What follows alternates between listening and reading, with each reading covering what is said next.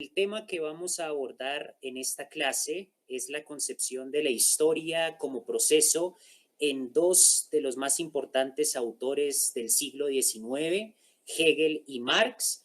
A partir de la concepción de la historia que presentan estos dos autores desde el sistema hegeliano y desde el materialismo histórico respectivamente, vamos a dilucidar la propuesta ética y política que se deriva de estas concepciones filosóficas de la historia como proceso. Vamos a discutir a propósito de la pregunta que se plantea en el título del apartado de Victoria Camps, la historia como progreso moral en Hegel y Marx. Vamos a discutir si realmente podemos hablar de un proceso de progreso moral en la historia humana o si al contrario hay más explotación, más desigualdad, más capacidad y posibilidad para la guerra, para la destrucción en el desarrollo histórico que ha llevado a la consolidación de la sociedad contemporánea. En ese orden de ideas, me gustaría empezar esta reflexión sobre la concepción hegeliana y marxista de la historia con una pequeña idea a propósito de la importancia de estudiar y de conocer la historia, basándome en dos conceptos que presenta Martin Heidegger, y quiero que a partir de estos dos conceptos lean un fragmento de una obra magistral que voy a presentar a continuación para escucharlos a ustedes a propósito de la importancia de conocer la historia. Acá en pantalla pueden ver dos conceptos en alemán que emplea Heidegger en su ontología. El primer concepto es Seinsvergessenheit, que en alemán significa el olvido del ser. El segundo concepto que emplea Heidegger es el Seinsverfallenheit, que significa la caída del ser. Heidegger, en Ser y Tiempo y en su crítica en general a la metafísica, parte de que la metafísica hace abstracción del ser en el mundo, del Dasein, y trata de entender el ser de manera abstracta como una esencia desligada del todo. Pero yo quisiera tomar ese sentido de la crítica heideggeriana a la metafísica más allá de los confines de la filosofía para llevarlo al ámbito de la historia y de la política, porque podemos pensar que el Seinsvergessenheit, lo que Heidegger llama el olvido del ser, no solo sirve para criticar la concepción ontológica que impera en la metafísica occidental, sino que el Seinsvergessenheit, el olvido del ser, es un diagnóstico filosófico profundo de una crisis que vivimos actualmente, una crisis social, una crisis de los valores, una crisis del lenguaje, una crisis cultural que lleva a que la sociedad contemporánea olvide el ser. Y una forma en la que podemos entender ese olvido del ser, yendo incluso más allá de Heidegger, es pensando en el olvido, en el desconocimiento de la historia. En 100 años de soledad, Gabriel García Márquez, los que habrán leído Cien años de soledad recordarán la peste del insomnio que llega a Macondo y hace que los habitantes de Macondo, al no poder dormir, comiencen a olvidar el nombre de las cosas, de manera que la peste del insomnio lleva a una peste del olvido.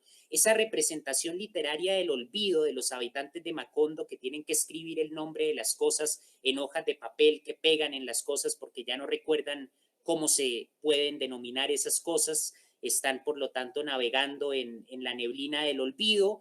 Es una representación literaria de una crisis que tiene que ver con el desconocimiento de la historia y que en nuestro país podemos ver con relación al desconocimiento de la historia del conflicto armado, por ejemplo, en general, de la historia de la constitución de nuestra nación. Y es un problema que tiene consecuencias sociales muy, muy graves, que tienen que ver con una crisis del nihilismo que Heidegger asocia con el Lete, la figura del Lete, que es el río donde los muertos en la mitología griega, en el inframundo, bebían para olvidar las experiencias que habían tenido cuando estaban vivos. Entonces, el primer concepto que quiero presentar en esta clase, cuya finalidad es reflexionar sobre la importancia de estudiar la historia, en las dos grandes concepciones de la historia que se han desarrollado en filosofía social, la de Hegel y particularmente la de Marx, es ese concepto del olvido del ser como una crisis que se desarrolla a partir de un desconocimiento de la historia.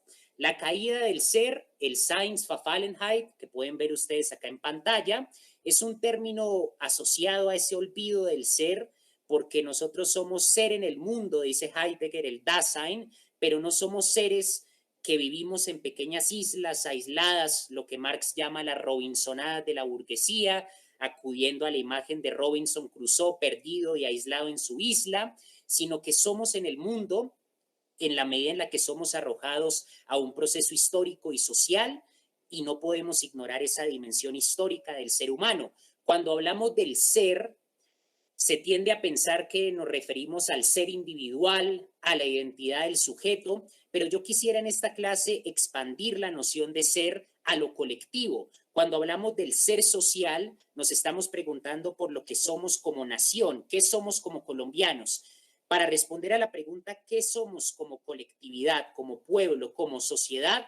Es imperativo conocer nuestra historia. El conocimiento de la historia es lo que nos permite vislumbrar y responder a la pregunta, ¿qué somos? ¿Qué es nuestro ser como pueblo, como sociedad? Y eso aplica para todas las culturas y todas las naciones. Por lo tanto, quiero establecer esa relación entre el conocimiento de la historia y la consolidación, la definición, la invención y la reinvención del ser colectivo, porque es un proceso que requiere de un continuo ajuste. Me parece a mí, y luego los escucharé a ustedes a ver qué opinan, que el problema de la identidad colectiva y del ser de las sociedades no es algo que se da definitivamente. Miramos nuestra historia, tenemos pistas sobre lo que hemos sido, pero cuando se trata de definir lo que somos en el presente, hay una responsabilidad de los individuos, de los grupos, de crear nuevas definiciones cada vez más complejas, más profundas de lo que significa vivir en sociedad.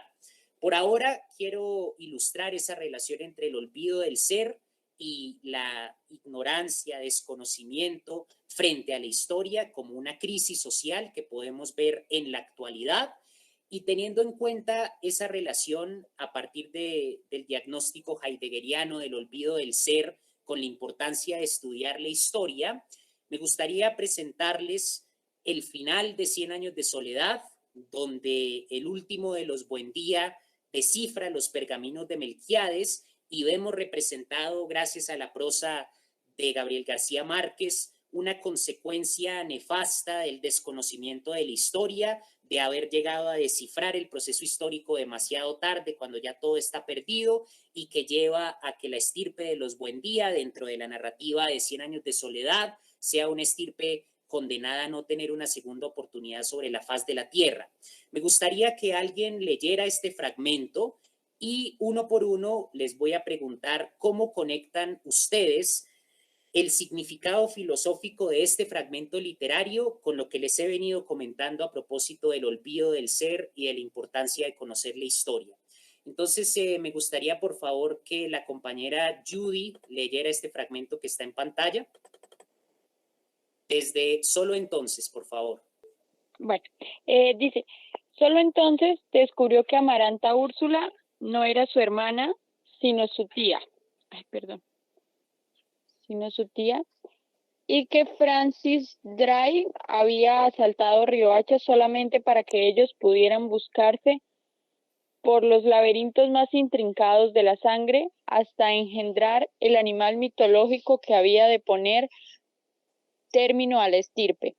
Macondo era ya un pavoroso remolino de polvo y escombros centrifugado por la cólera del huracán bíblico, cuando Aureliano saltó 11 páginas para no perder el tiempo en hechos demasiado conocidos y empezó a descifrar al instante que estaba viviendo, descifrándolo a medida que lo vivía, profetizándose a sí mismo en el acto de descifrar la última página de los pergaminos como si estuviera viendo en un espejo. Hablando entonces dio otro salto para anticiparse a las predicciones y averiguar la fecha y las circunstancias de su muerte. Sin embargo, antes de llegar al verso final ya había comprendido que no saldría jamás de ese cuarto, pues estaba previsto que la ciudad de los espejos o los espejismos sería arrasada por el viento y desterrada de la memoria de los hombres en el instante en que Aureliano Babilonia acabara de descifrar los pergaminos y que todo lo escrito en ellos era irrepetiblemente desde siempre y para siempre, porque las estirpes condenadas a 100 años de soledad no tenían una segunda oportunidad sobre la tierra. Muchas gracias, compañera Judy. Una rápida contextualización. Los que han leído Cien años de soledad sabrán que Melquíades había estado escribiendo la historia de la estirpe de los Buendía durante 100 años en unos pergaminos que el último de la estirpe logra descifrar en el último momento. Se da cuenta que el pergamino de Melquíades dice que el primero de la estirpe, José Arcadio Buendía, el fundador de Macondo, se encuentra debajo de un árbol porque se había perdido en los laberintos de su imaginación, mientras que al último, que es fruto del incesto, se lo están comiendo las hormigas. Y él descifra los pergaminos que había estado escribiendo Melquíades, se da cuenta que escriben la historia de su estirpe, de la estirpe de los Buendía y por lo tanto de Macondo, y el resultado es que al descifrar los pergaminos demasiado tarde, se da cuenta que Macondo está condenado a ser destruido y precisamente al final de 100 años de soledad, el descifrar los pergaminos que son la historia, la representación simbólica de la historia de los Buendía y de la historia de Macondo, el pueblo termina destruyéndose y la estirpe de los Buendía queda reducida a una estirpe que no tiene una segunda oportunidad sobre la faz de la tierra. Teniendo en cuenta el sentido del fragmento que acaba de leer Judy dentro de la narrativa de Cien años de soledad, me gustaría escucharlos a ustedes si ven alguna conexión entre la representación literaria de las consecuencias de haber descifrado la propia historia demasiado tarde, que es la destrucción de Macondo, con lo que les venía comentando al inicio de la clase a propósito del olvido del ser y de la importancia de conocer la historia para dar cuenta del ser social, del ser colectivo. Entonces, no sé si alguien quisiera participar a propósito de esa relación entre este fragmento de 100 años de soledad y la idea de conocer la historia para evitar ese olvido del ser colectivo y social.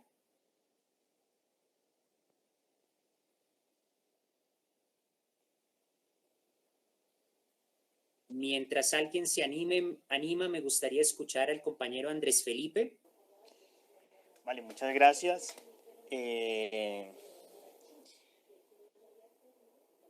Una de las razones por las cuales Melquíades logra descifrar de una manera profética el destino que depara para la estirpe de los Buendías es que de alguna manera ella lo había visto antes.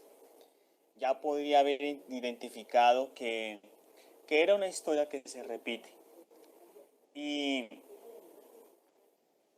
uno de los modos por el cual pues, el ser humano aprende y adquiere un conocimiento sobre lo que es bueno y lo malo, pues es a partir de las consecuencias y la experiencia. Y bueno, pues uno se puede preguntar por qué a partir de la historia tantas calamidades se vuelven a repetir, tantos imperios que se levantan con un esplendor y cometen los mismos errores y siguen cayendo. Entonces uno se hace ciertas preguntas respecto a lo que la historia le depara. Pero cuando uno está enajenado de ello, cuando uno no tiene ni idea de la historia, cuando uno no conoce el pasado de la civilización, el pasado del país en el cual uno está, muy difícilmente puede hacerte esas preguntas. Y si no se hace esas preguntas que surgen a partir de una reflexión histórica, entonces esas tragedias pues van a seguir repitiéndose pues debido al desconocimiento. Y pues la conexión que puedo encontrar en el desenlace de 100 años de soledad, pues con el transcurrir de la historia, es el hecho que hay voces proféticas que anuncian una crisis, una crisis en el mundo, pero esos mensajes pues son difíciles de descifrar y siempre se entienden y siempre tienen una relevancia, pero cuando ya es demasiado tarde, como puede ser el caso de autores que critican un cierto modelo social y pasan y mueren y pasan a la historia y sus palabras proféticas no son escuchadas ni entendidas, sino que se atiende a otros intereses que son muy, por así decirlo, muy temporales, muy inmediatos.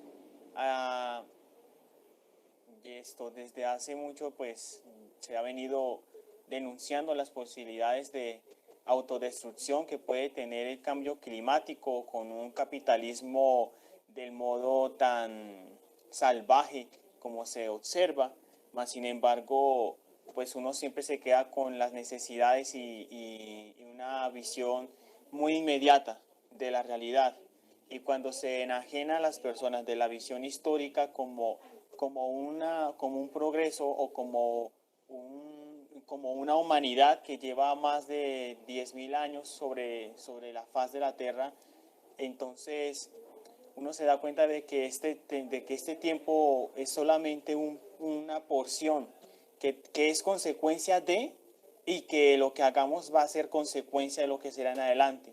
Cuando se omite esto, pues bueno, pues los intereses egoístas pues terminan repitiéndose y las tragedias continúan repitiéndose. Y lo más triste es que cada vez va a ser peor, cada vez va a ser más fuerte las guerras, cada vez va a ser más fuerte las crisis, porque la capacidad de autodestruirnos es muy, muy, muy fuerte, más que en cualquier periodo de la historia. Excelente intervención. Muchas gracias, compañero Felipe. Yo quiero resaltar varios elementos de lo que acaba de decir Felipe. El primero es a propósito de la interpretación del personaje de Melquiades en 100 años de soledad. Felipe manifiesta que Melquiades, de cierto modo, había previsto la historia o el desenlace de la historia de los Buendía y de Macondo.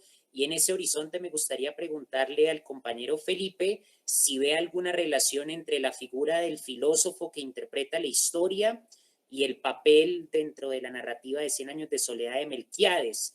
Podríamos pensar en una representación literaria de la tarea del filósofo, no tanto de profeta, de predecir exactamente lo que va a ocurrir en el porvenir de la humanidad, pero sí al menos mediante conceptos y categorías, como lo vamos a ver más adelante. Por ejemplo, la teoría del valor de Marx ofrece una predicción sobre las crisis de superproducción en el capitalismo, donde el capital como valor en circulación se paraliza, y la gran crisis de 2008, por ejemplo, fue la gran demostración de esa predicción dentro de la teoría del valor.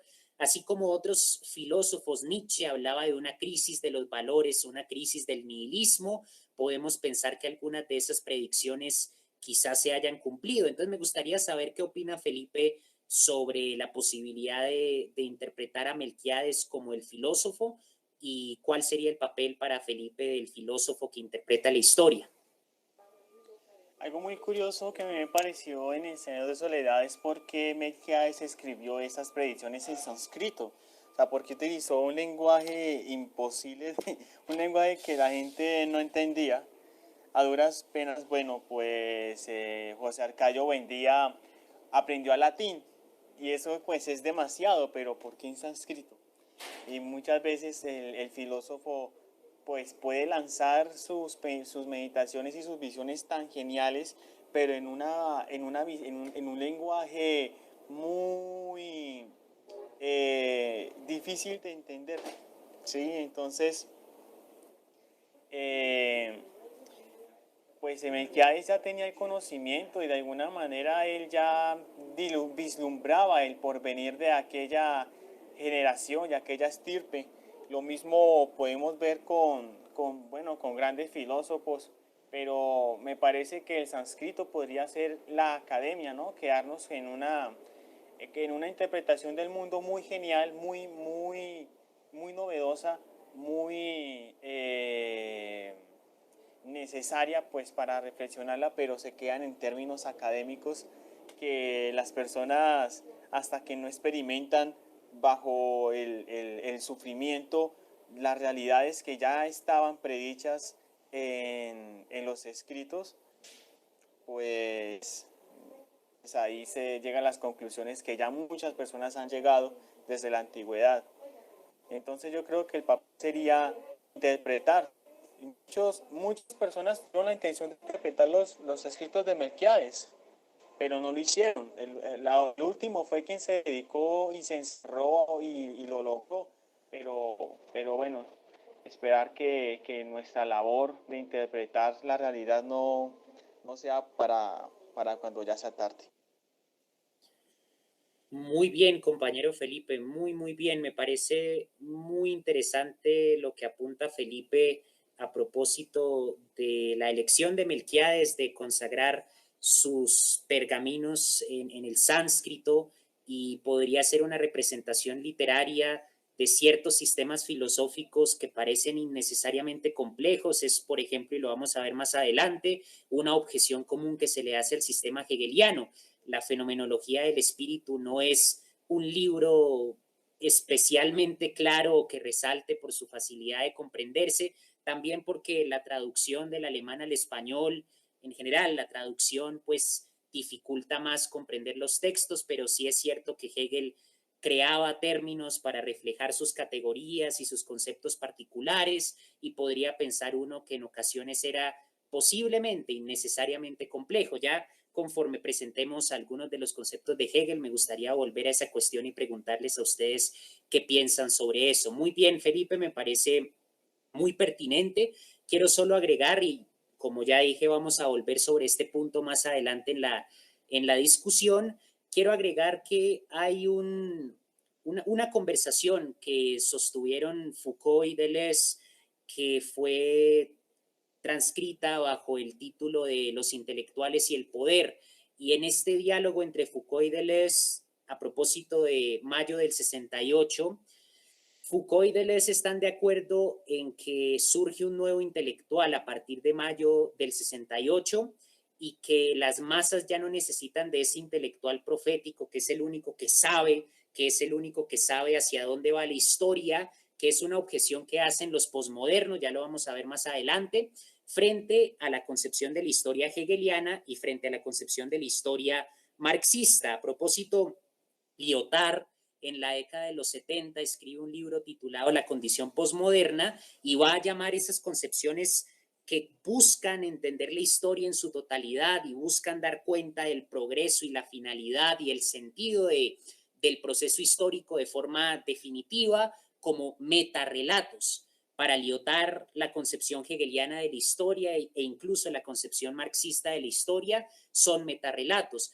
Y precisamente dentro de ese cuestionamiento posmoderno, de esas concepciones totales de la historia, Foucault y Deleuze plantean la posibilidad de que después de mayo del 68 el intelectual ya no es ese profeta que lidera las masas, que sabe para dónde va la historia y por lo tanto sabe siempre qué hacer, y plantean también la cuestión interesante de que quizá las masas no necesitan a alguien que les diga qué hacer, sino que su experiencia de la violencia, su experiencia de la guerra, ya le da un conocimiento que muchas veces el intelectual tiende a marginalizar, tiende a rechazar. Pero ese es un debate que quisiera adelantar más conforme haya avanzado más la clase, y quisiera escucharlos a propósito de eso. Muy bien, muchas gracias, Felipe. Ahora me gustaría preguntarle a la compañera Judy, ¿qué relación ve con el final de 100 años de soledad, esa imagen del último de los Buendía descifrando los pergaminos de Melquíades, dándose cuenta que está describiendo la historia de su familia y la historia de su pueblo, con lo que plantea al inicio de la clase a propósito del olvido del ser y la necesidad de conocer la historia? ¿Qué pensaría sobre eso la compañera Judy? Bueno, yo creo que es muy conocido la idea, la tesis de que quien no que no conoce la historia está condenado a repetirla, ¿no? Y creo que cuando uno reconoce los antecedentes de la sociedad en la que vive, entiende un poco por qué la sociedad es así en ese momento, ¿no? Entonces, el conocer la historia no solo permite evitar ciertos daños posibles, sino también entender el porqué de las costumbres que tenemos o bueno, en fin. Pero yo siento que el final de Cien años de soledad es como dramático y siento que en realidad no se pudo haber sabido antes, no hubo forma de que un buen día anterior hubiese descifrado los pergaminos. Parece que los pergaminos estaban diseñados para ser descubiertos en el mismo momento en el que eh, los hechos estaban ocurriendo, ¿no? Ya no había forma. Yo siento que eso es lo peor, ¿no? Tener algo que puede predecir lo terrible que puede pasar, pero no poder descifrarlo a tiempo y no por falta de capacidad, sino porque parece que ya hay como un determinismo para ser así, ¿no? Excelente, Judy, muy bien. Resalto dos cosas muy interesantes de lo que menciona la compañera Judy. Lo primero, bajo una forma de pregunta, quiero hacer una pregunta sobre lo primero, y es si Judy, dentro de esa reflexión que hace sobre la importancia de conocer la historia, ¿cómo vería la labor del filósofo a la hora de interpretar la historia? Sería la primera pregunta. Y segundo, respecto a esa interpretación de que los pergaminos no se hubiesen podido descifrar antes, que me parece muy, muy interesante, porque nos hace pensar un poco en lo que encontramos en la tragedia de Edipo, es decir, Edipo Rey se da cuenta de que mató a Layo, de que esposó a Yocasta, su propia madre, mató a su padre Layo, y lo único que puede hacer es enfrentar la desesperación y la angustia de los actos que acaba de cometer porque es víctima del destino. La tragedia de Edipo es que no hay libertad, esa es la tragedia en el drama de Sófocles. Entonces, con lo que dice Judy, la interpretación de Judy de que los pergaminos no se hubiesen podido descifrar antes, nos permite pensar que quizá Macondo, los Buendía y sus habitantes en general estaban condenados a que esa historia se repitiera, que no la pudieran descifrar antes para cambiarla y por lo tanto estaban destinados a destruirse al final. Y conectándolo con lo que decía el compañero Felipe de las posibilidades de autodestrucción hoy en día, me gustaría pensar qué opina Judy, si le gustaría elaborar un poco más sobre esa idea de la historia predeterminada y la primera pregunta sobre la labor del filósofo como intérprete de la historia. Me gustaría escucharla sobre esas dos preguntas, por favor.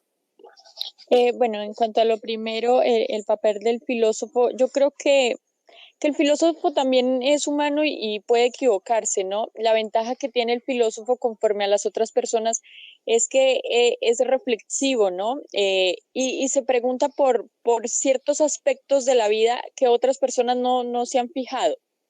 Entonces, la filosofía ha permeado todos los aspectos de la vida. En la actualidad hay una preocupación de la reflexión filosófica en lo económico, en lo social, en lo político, en lo ambiental. Entonces, creo que esa es la ventaja de la filosofía, ¿no? Que permite preguntarse y aunque uno no llegue a respuestas absolutas o totalmente correctas, sí, yo creo que hacer la reflexión es algo muy importante y sobre todo dar como esas competencias para que otras personas a partir de ello también hagan la reflexión, ¿no?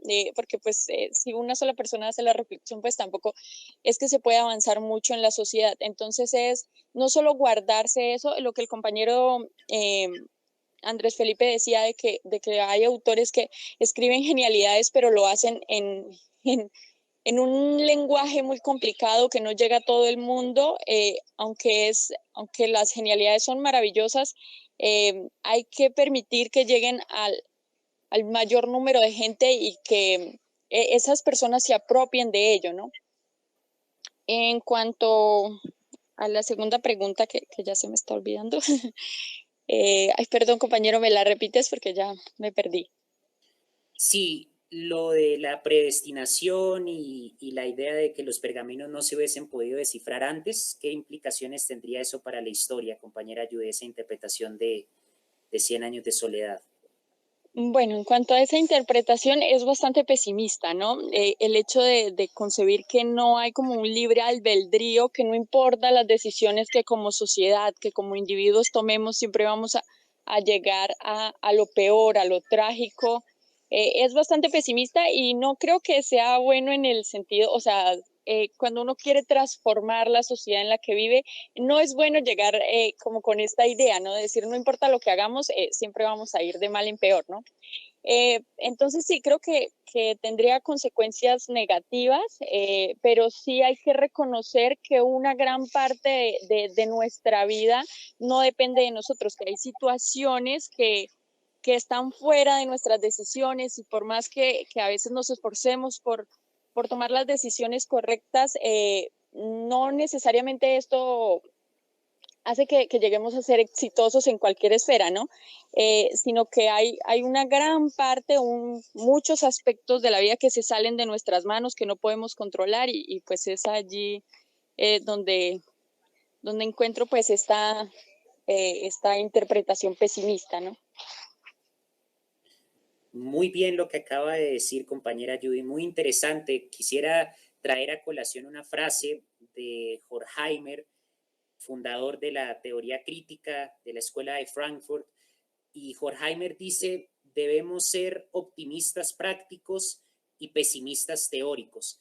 Y precisamente, y lo vamos a ver más adelante, por ejemplo, la concepción de la historia de Hegel implica que la historia es un proceso dialéctico que tiene una teleología, un telos, una finalidad, está orientada a llegar a la meta que es la autorrealización de lo absoluto objetivado como espíritu del mundo, Weltgeist en alemán. Ya vamos a aclarar esos conceptos, pero por ahora lo que me interesa enfatizar es que para Hegel el proceso de la historia se va desarrollando y tiene una finalidad, de manera que cada tragedia de la historia, cada guerra, cada totalitarismo es una etapa dialécticamente necesaria para llegar a ese progreso que surge a partir de la síntesis entre tesis y antítesis. El proceso dialéctico en Hegel es un despliegue de opuestos en conflicto y el progreso haría necesario esas negaciones de la libertad, esas atrocidades, esos episodios trágicos para llegar a un progreso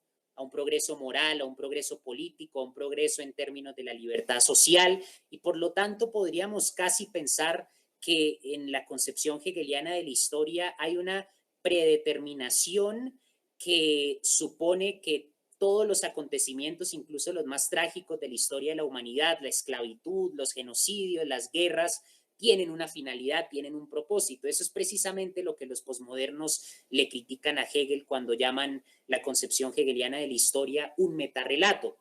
Entonces ya podemos discutir más adelante sobre lo que plantea Judy a propósito de un cierto pesimismo a la hora de ver la historia como un proceso predeterminado frente al cual la acción humana se encuentra muy limitada, porque precisamente en el marxismo está la idea de la conciencia de clase.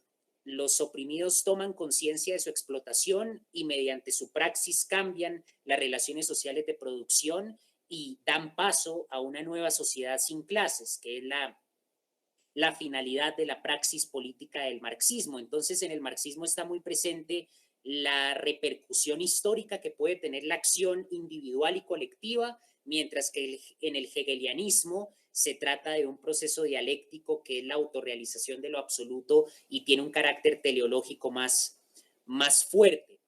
Bien, entonces veo que está el compañero Jefferson.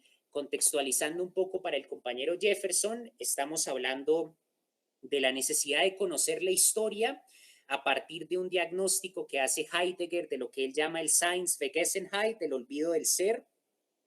Y acabamos de leer el final de Cien años de soledad a propósito de esa representación literaria del último de los Buendía, que descifra los pergaminos de Melquiades, se da cuenta que Melquiades había estado registrando la historia de los Buendía y de Macondo, y luego Macondo se destruye.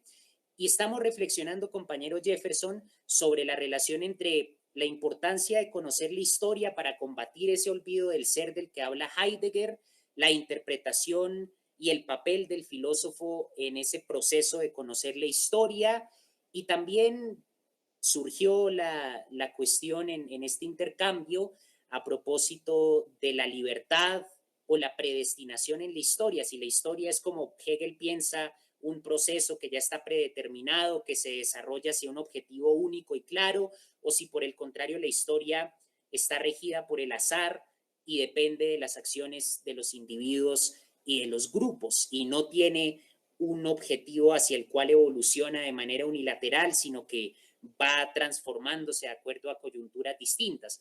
Me gustaría, por lo tanto, compañero Jefferson, escuchar su opinión a propósito de la importancia de conocer la historia, primero, en el marco de esa crisis del desconocimiento del ser, del olvido del ser que habla Heidegger, y segundo, compañero Jefferson, ¿cuál piensa usted que es la labor del filósofo a la hora de interpretar la historia y qué finalidad tendría la filosofía en esa tarea de interpretación de la historia? Entonces me gustaría escucharlo en esos dos puntos, compañero Jefferson. Primero me parece pues que pues es una concepción la que usted maneja, Nicolás, de la filosofía de la historia.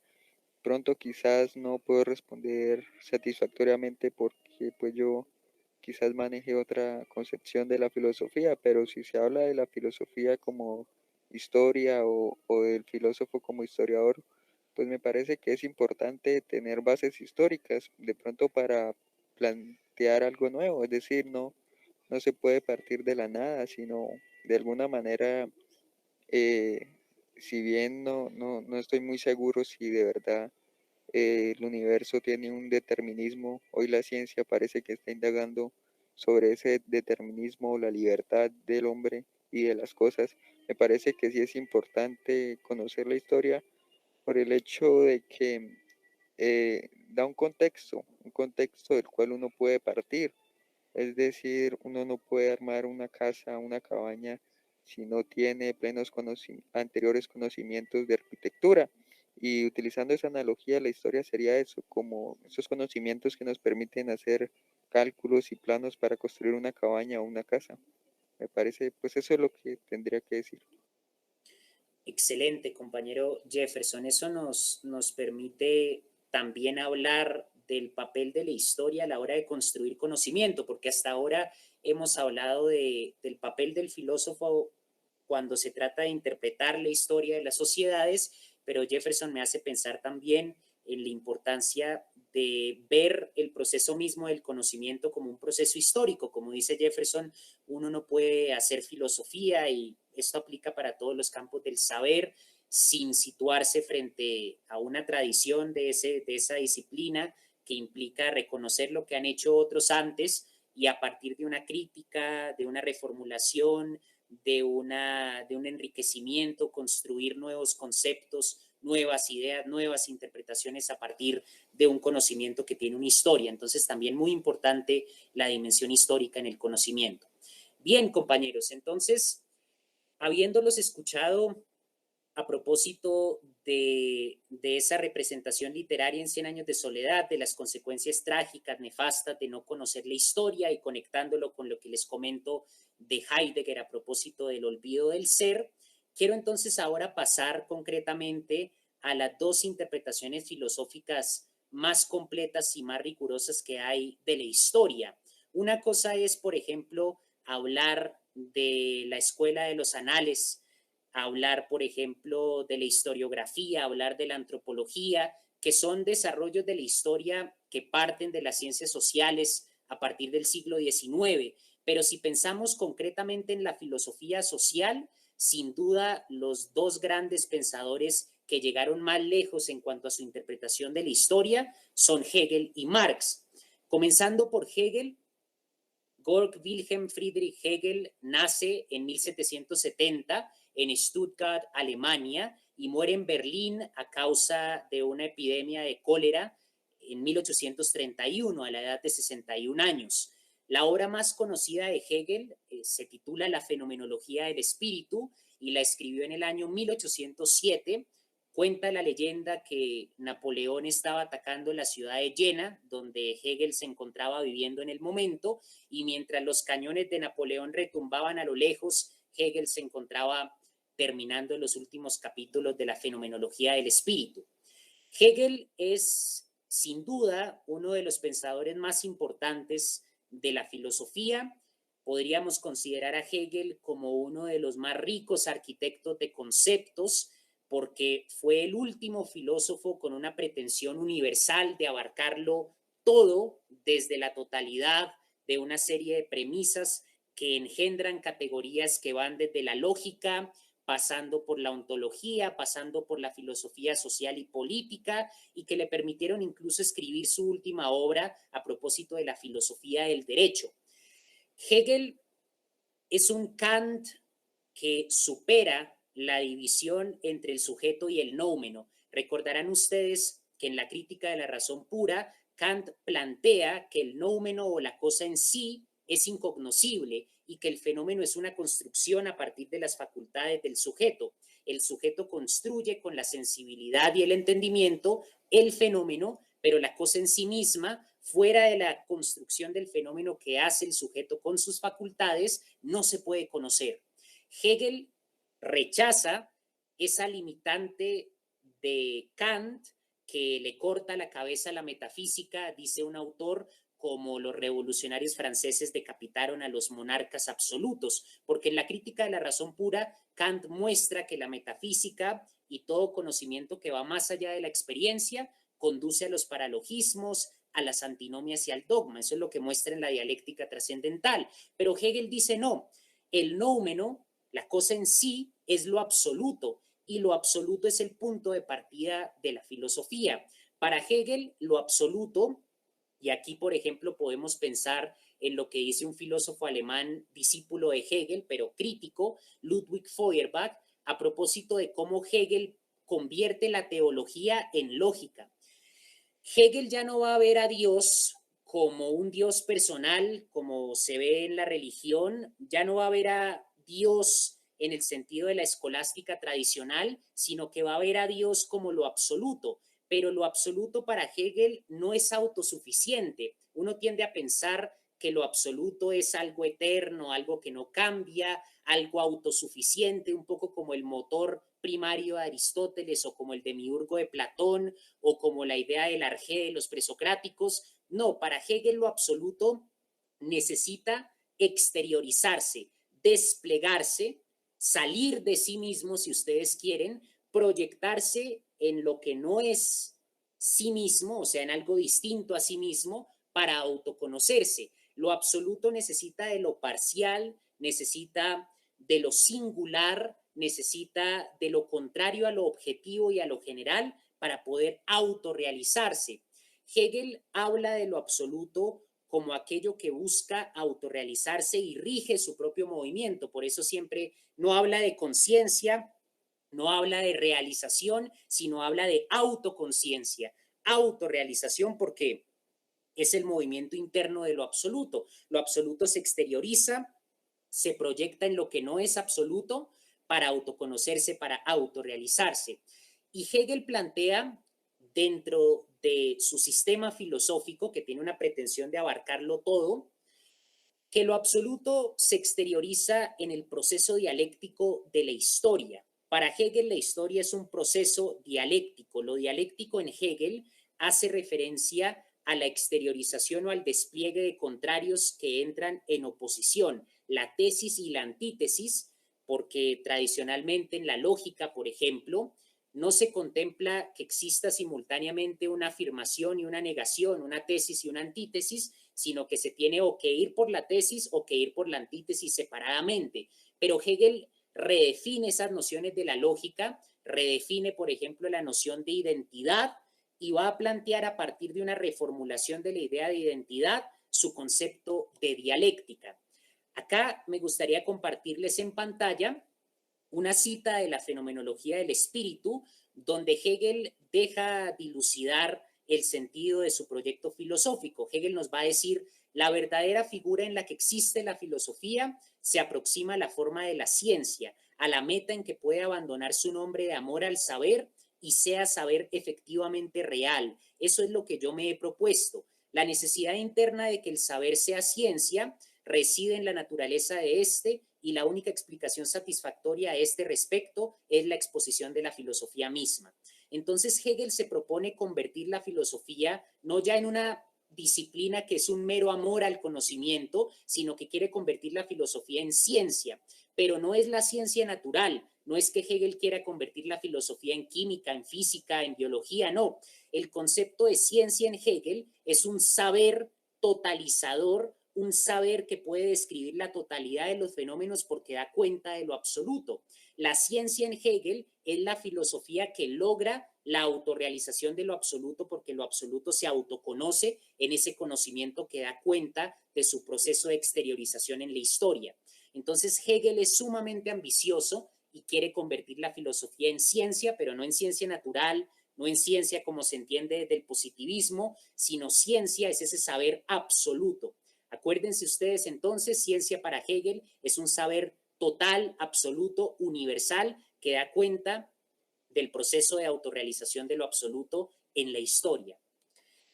Comenzando entonces por dos conceptos claves en el pensamiento de Hegel, lo absoluto y la dialéctica. Ya dijimos que lo absoluto es Dios, pero en términos lógicos es aquello que existe antes del tiempo, antes del espacio, pero que sin embargo necesita exteriorizarse en lo parcial, en lo subjetivo para autoconocerse. Lo absoluto no es autosuficiente, no está dado de manera definitiva, sino que necesita autorrealizarse, y ese autorrealizarse es un proceso para Hegel. La dialéctica, por lo tanto, es ese proceso de autorrealización de lo absoluto. Hegel, les comentaba, redefine la noción de identidad que impera en la lógica formal, y aquí me gustaría preguntarles qué entienden por identidad en lógica. No sé, Andrés Felipe, si le gustaría compartir qué entiende por identidad en lógica formal. Identidad, bueno, no tengo claro de consto, o sea, no estoy seguro de que esté correcto, pero pues es lo que es, ¿no? Lo que la cosa es, como por lo menos decir A no es ni B ni tampoco es C, A es igual a A, como también B es igual a B o C es igual a B y no A igual a B o A igual a C. Muy bien, compañero Felipe. Felipe nos dice que en lógica formal la identidad se define como A es igual a A, y precisamente es esa noción clásica de la identidad que Hegel va a replantear. Para Hegel, A no va a ser igual a A. La identidad no solo contiene lo que esa cosa es, como nos decía el compañero Felipe, sino que para Hegel la identidad contiene al mismo tiempo su opuesto, su negación. Entonces Hegel redefine la noción de lógica formal de identidad expresada como A es igual a A, y nos va a decir A es igual a no A. Todas las cosas, y esto es una premisa ontológica del sistema hegeliano, todas las cosas albergan su opuesto. De manera que, como toda identidad alberga su propia negación, la dialéctica es ese proceso de exteriorizar. Exteriorizar quiere decir sacar afuera, expulsar, si ustedes quieren, esos opuestos que están en conflicto. Entonces, si ustedes piensan en la identidad como un conjunto, como un círculo en lógica, ese círculo que representa la identidad, y esto aplica para todo lo que existe en el sistema hegeliano, alberga lo que es esa cosa, por ejemplo, el sol, los planetas, los seres vivos, pero al mismo tiempo alberga su negación. La vida alberga la posibilidad de la muerte como potencia. La juventud alberga la posibilidad como potencia, o el hecho como potencia de la vejez. Entonces, un ejemplo que da Hegel en la fenomenología del espíritu es la semilla que en potencia se convierte en un árbol o en una rosa. Esa semilla, podríamos decir que su identidad es que es una semilla en el presente, pero tiene la posibilidad de convertirse en un árbol o en una rosa, y por lo tanto alberga algo más allá de la identidad como se define normalmente en lógica formal. Y Hegel va a decir que la identidad es esa coexistencia de opuestos, y la dialéctica es la exteriorización de esos opuestos en conflicto, una tesis y una antítesis que entran en conflicto para producir una síntesis, y la síntesis se da con base en un movimiento que Hegel denomina en alemán el Aufhebung.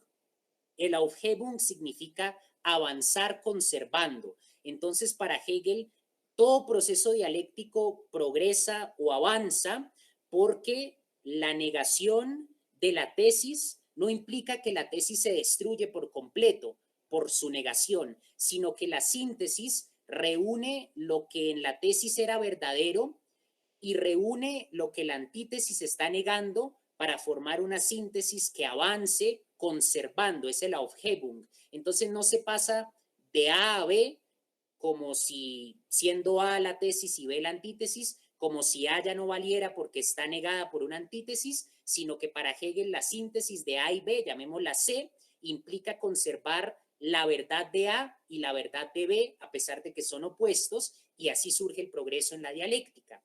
Hegel define la dialéctica en estos términos y va a permitirle explicar lo que Heráclito llamaba el devenir, solo que en Hegel ese devenir no es como para Heráclito una mutación de apariencias, una apariencia se convierte en otra apariencia, aunque la esencia permanece, sino que para Hegel ese devenir tiene un propósito, y ahí es donde entra el concepto de teleología. Entonces lo voy a escribir acá, vamos, lo absoluto, la dialéctica, y recuerden ustedes la teleología.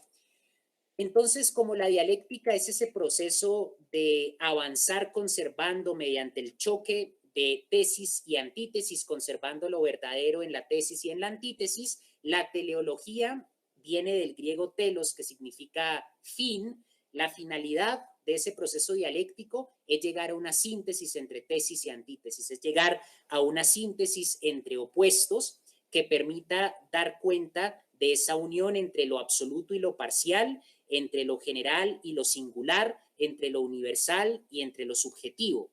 El sistema hegeliano tiene una pretensión de absolutismo, precisamente porque en su concepto de dialéctica trata de reconciliar lo absoluto con lo subjetivo y lo parcial. Entonces el sistema hegeliano es sumamente ambicioso y su idea de dialéctica es su premisa fundamental. La dialéctica es ese proceso de exteriorización de opuestos que conforman la identidad. Y en el caso de lo absoluto es la tesis, la negación o la antítesis de lo absoluto sería lo parcial y lo subjetivo. ¿Qué es lo opuesto a lo absoluto? Pues lo parcial. Y por lo tanto, la finalidad de ese proceso dialéctico de exteriorización de lo absoluto es que lo absoluto llegue a una síntesis con su opuesto, que es lo parcial, y así se produce el progreso en la historia. Hegel, entonces, a partir de estas nociones de lo absoluto, de la dialéctica, de la teleología, va a explicar la exteriorización de lo absoluto en el proceso dialéctico de la historia. Para Hegel, la historia es un proceso dialéctico donde las distintas civilizaciones y sus culturas representan estados de realización de lo absoluto. Entonces Hegel nos va a hablar en alemán del Volksgeist, que significa espíritu del pueblo, y el espíritu del pueblo es sencillamente la expresión de lo absoluto en una cultura dada. Entonces piensen ustedes en la cultura de los egipcios, piensen ustedes en la cultura china, piensen ustedes en la cultura griega. Estas culturas son muy distintas unas de otras. La cultura griega tiene sus dioses, tiene su idioma, la cultura egipcia tiene sus dioses, tiene su idioma, muy distintas. Por lo tanto, para Hegel, cada cultura ofrece una exteriorización de lo absoluto distinta. Lo absoluto se expresa en la cultura egipcia de manera distinta como se expresa en la cultura griega, y lo mismo con todas las culturas. Y eso es a lo que llama Hegel el Volksgeist, el espíritu del pueblo, el espíritu de cada nación, el espíritu de cada civilización. Espíritu no tiene nada que ver con fantasmas ni con nada sobrenatural. El espíritu para Hegel es la exteriorización de lo absoluto en el proceso dialéctico de la historia. Piensen ustedes en un espejo. Cuando ustedes se miran en un espejo, están proyectando su rostro en la superficie del espejo. Pues imagínense que su rostro es lo absoluto y la superficie del espejo es la historia. La historia es lo que permite a lo absoluto autoconocerse. ¿Y cómo se autoconoce lo absoluto para Hegel? Exteriorizándose, atravesando un proceso dialéctico de choque entre opuestos que lleva a un progreso. Esa es la idea de historia para Hegel como un proceso cuya finalidad es lograr que lo absoluto se autoconozca. Hegel entonces nos habla del espíritu de la historia, que también llama espíritu del mundo, en alemán Weltgeist. Geist en alemán se puede traducir como espíritu, pero también como mente. Hegel nos habla de Volksgeist, que vendría a ser el espíritu de cada pueblo, y Hegel nos habla del espíritu absoluto, y el espíritu absoluto ya es la finalidad de la historia, es decir, pasan siglos y siglos, pasan distintas culturas, y con cada nueva cultura lo absoluto avanza un paso más en ese proceso de autoconocerse hasta que finalmente llega a autorrealizarse. ¿Y cuáles son las condiciones para que el espíritu absoluto se autorrealice en el proceso dialéctico de la historia? Hegel va a decir que la condición primordial es la libertad. El grado que una sociedad tiene de libertad es lo que permite que lo absoluto avance en ese proceso de autoconocerse. Entonces Hegel va a decir, por ejemplo, en lecciones sobre la filosofía de la historia y en lecciones sobre la historia de la filosofía, que en las sociedades orientales no hay libertad. Piensen ustedes en China. Hegel pensaba en China y pensaba en un emperador. Hegel pensaba en India y pensaba en un déspota. Y Hegel dice, en Oriente no hay libertad. En Egipto no hay libertad porque está el faraón. Para Hegel comienza a haber libertad en Grecia, particularmente en la democracia ateniense, cuando los ciudadanos que son hombres y que han nacido en Atenas pueden votar, aunque los extranjeros, las mujeres y los esclavos no pueden votar. Hegel, que ha sido acusado con justa razón de ser eurocéntrico, piensa que es en Grecia cuando surge la libertad y por lo tanto el espíritu, que es objetivación de lo absoluto, da un paso certero en ese proceso de autoconocerse. Hegel va a plantear que en la Europa del cristianismo esa concepción de libertad se transforma a tal punto que el espíritu del pueblo, el Volksgeist de esa Europa cristiana, da las condiciones por primera vez en la historia para que lo absoluto se pueda autoconocer en ese proceso dialéctico de la historia. Por lo tanto, la ética que se deriva de esa concepción de la historia como proceso dialéctico que tiene la finalidad de que lo absoluto se autoconozca es que las sociedades deben garantizar la libertad. La libertad es la condición para que lo absoluto pueda autorrealizarse, pueda autoconocerse. Y cuando Victoria Camps habla de un progreso moral en la historia, para Hegel, cada nueva civilización supone un grado, si ustedes quieren, un peldaño más en una escalera que va avanzando, cuya cúspide es la autorrealización de lo absoluto. Pues cada civilización trae un avance en el plano moral, en el plano ético, que es la consecuencia de ir un paso más en ese proceso del espíritu de autoconocerse, de lo absoluto de autorrealizarse. Habiendo explicado de manera muy propedéutica, porque Hegel es sumamente complejo y profundo y para realmente entenderlo habría que leerlo en su totalidad, pero habiendo explicado estos conceptos, me gustaría plantearles a ustedes una pregunta. Pueden encontrarlo en internet, una discusión entre escritores latinoamericanos, ganadores del Nobel, Octavio Paz, mexicano, y Mario Vargas Llosa, peruano, y es un debate a propósito de cuál ha sido la mejor época de la humanidad. Entonces Mario Vargas Llosa dice que el capitalismo es la mejor época de la humanidad y Octavio Paz no recuerdo qué época reivindica, pero está en contra de Mario Vargas Llosa, pero ambos consideran que hay un siglo de oro de la humanidad y ambos implícitamente, aunque Octavio Paz es un poco más escéptico, pero ambos implícitamente creen en una especie de progreso moral. Me gustaría preguntarles a ustedes dos cosas. Primero, ¿cuál creen ustedes que ha sido la mejor época de la humanidad? Y segundo, ¿creen ustedes que conforme avanza la historia, realmente hay un progreso moral como creía Hegel? ¿Realmente podemos decir que hoy en día estamos mejor que hace 200 años, que en el feudalismo o que en la edad antigua? ¿Qué opinan? Me gustaría comenzar por la compañera Judy.